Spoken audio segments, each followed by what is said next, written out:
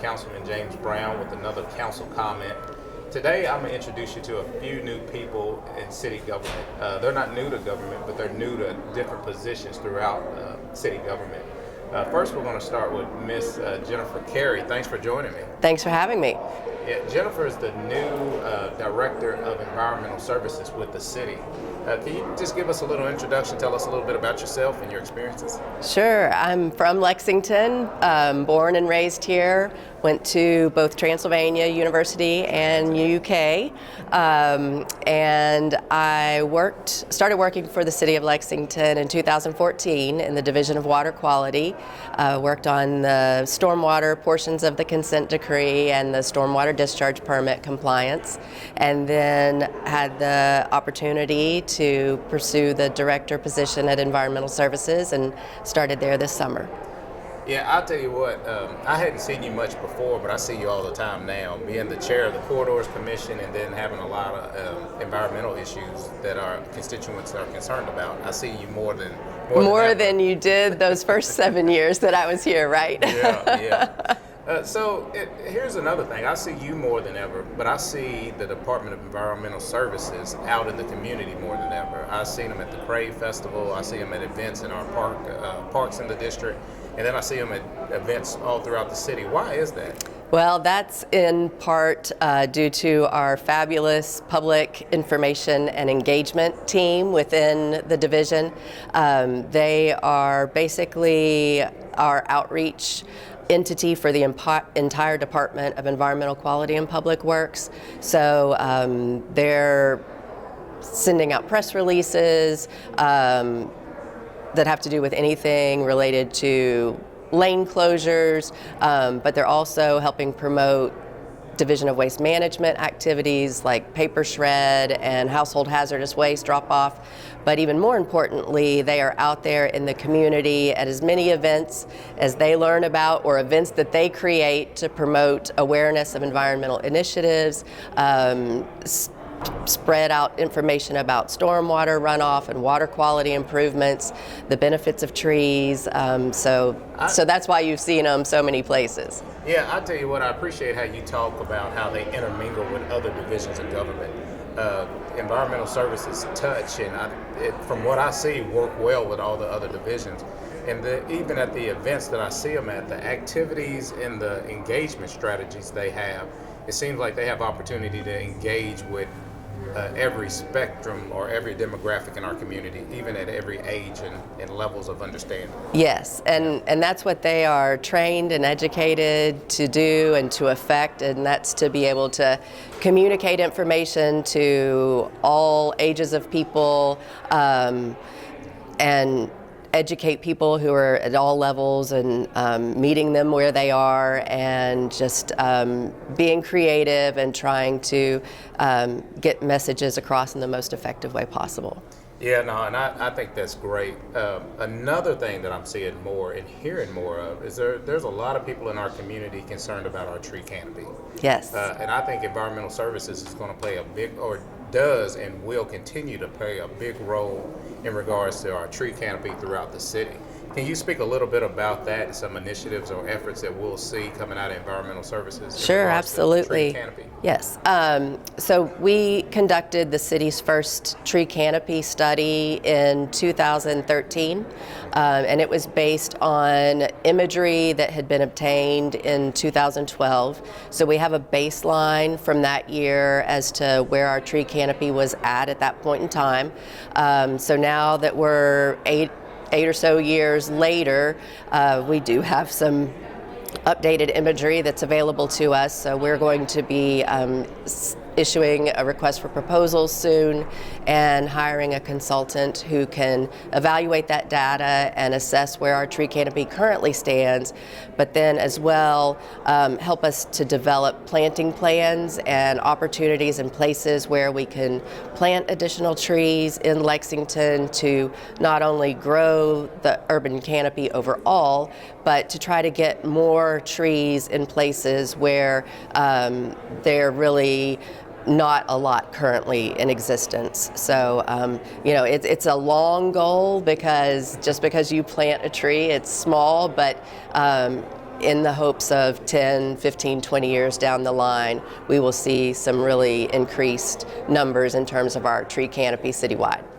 Yeah, I tell you what, we were just in Austin on a leadership visit, and this saying kept coming up about the best time to plant a tree was either 20 years ago or right now. So I think engaging and improving in Lexington's tree canopy is a way to get everybody involved with and making our environment better. Yes. Congratulations on your promotion and your new role with the city. I look forward to working with you in various roles. Yes, it's already been a pleasure to work together on the Corridors Commission, and yes, we're going to have a great relationship going forward. Yeah, and thank you for allowing me to introduce you to the community, and I look forward to working with you. Thanks so much, appreciate it. Thank you. I'm Councilman James Brown, and I'm joined today by Sergeant Terry. Sergeant Terry is not a new face of city government, but he is currently in a new role as the Sergeant of the Neighborhood Resource Officers.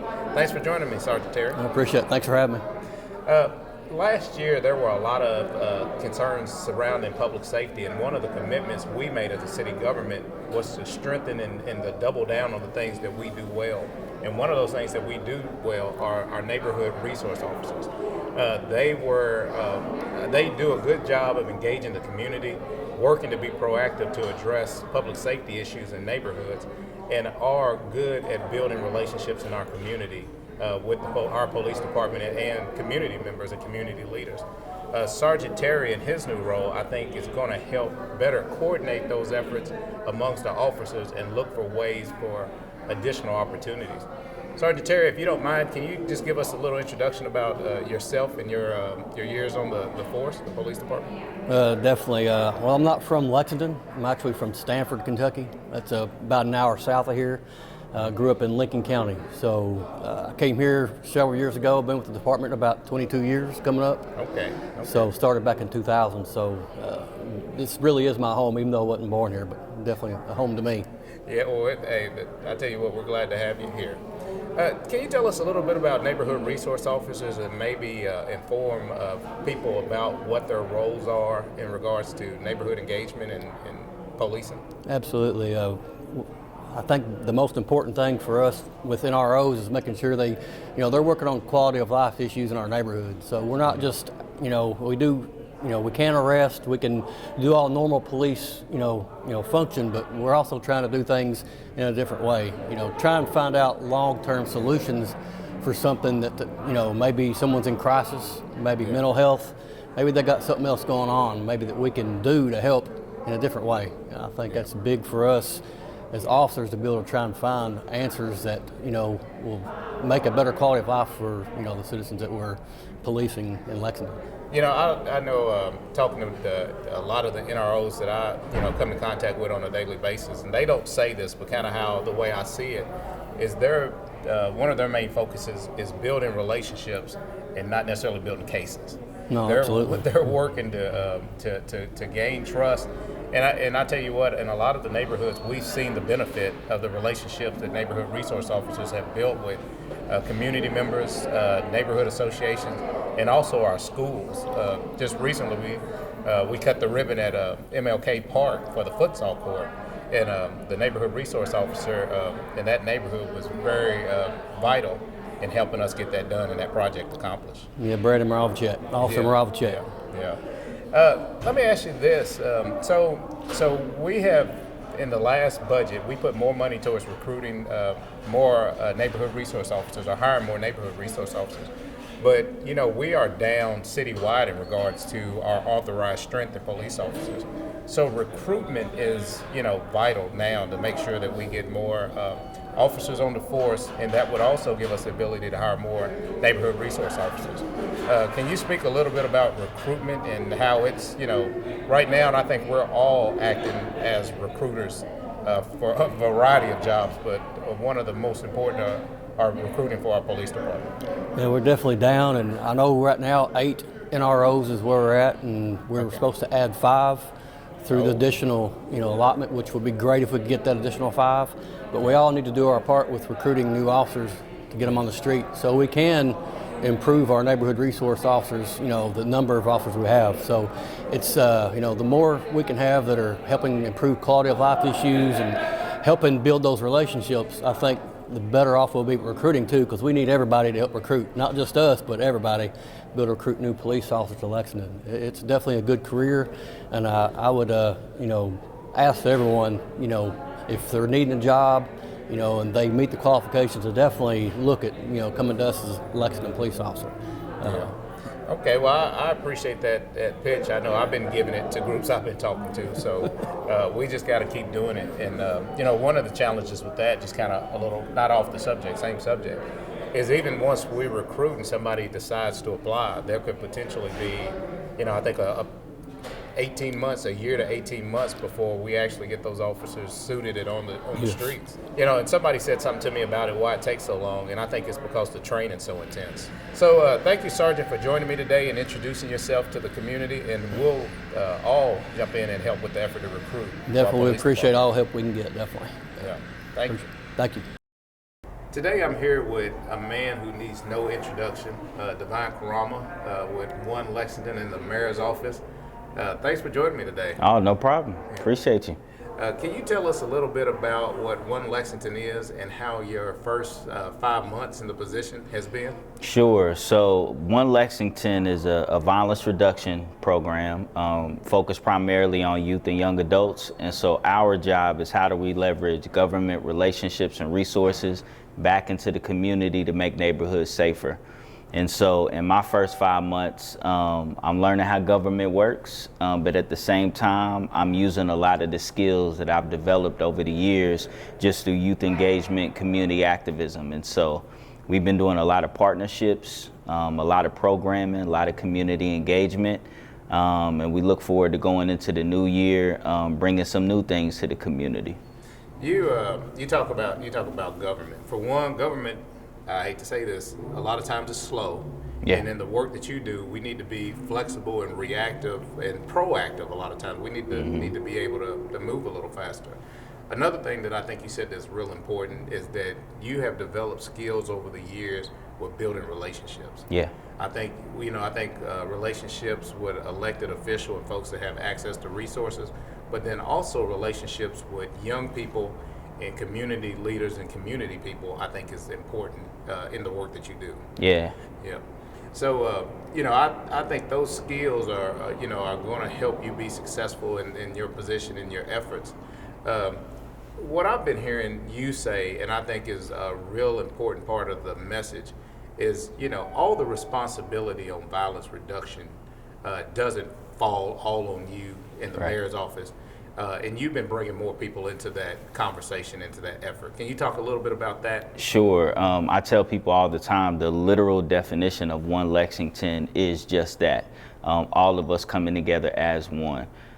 It's such a layered issue when you talk about keeping neighborhoods safe, reducing violence. And so it is impossible for one person or one agency to tackle this problem. So I've been trying to figure out creative ways to pull as many people into the fold as possible. Not just other agencies and community partners, but even individuals who may feel they're disenfranchised from being part of the solution, whether that's those that are formerly incarcerated, those that don't work formally in violence reduction, but are just neighborhood folks that want to be a part of the solution. So how do we bring all of those people to the table? And that's been the biggest challenge, but it's also going to be the most important thing and component towards making neighborhoods safer, and so we've been focused on that. Yeah, I think that pretty much hits the nail on the head. I think it's a responsibility. The responsibility is on all of us. That's right. To make our neighborhoods safer and better, and to make our community safer and better. Yeah. So it's going to take all of us, and it sounds like that the mayor's office is real focused on making sure, excuse me, that you have the resources to do that. I know that. Yeah. We talk about these offices of one throughout city government, and a lot of times, responsibilities and the lack of resources kind of makes it more difficult for folks to do that job that they're in. Yeah. But I know there's a lot of support out in the community for your work and your efforts. Yeah. And I think there's also a lot of support in the business community to help with those efforts as well. Yeah, I think so, and I think leveraging that support and then supporting organizations on the ground who are doing the work. how do we build their capacity? As our capacity through One Lexington is being built, we want to pass that on to our community partners so they can do what they're doing on a higher level. And that's kind of how I see what we're doing with the support that we're getting, whether it's from the government and the mayor's office or from the business community. No, that's great. We'll share some information on the screen about how folks can get in contact with you if they want to help Sure. the effort and the initiative. So you know that you have my support, and appreciate all you do. And look forward to continue working with you as we try to reduce violence and crime in our community. Yeah, looking forward to it, man. Thank you. All right, thank you.